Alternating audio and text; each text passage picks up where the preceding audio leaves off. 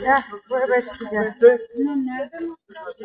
На Димко вред ми викате какво беше сулфат някакъв къв се държал.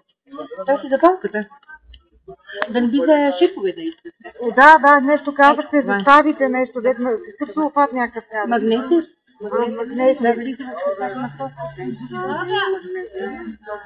Усилва калций и магнезия влизат заедно.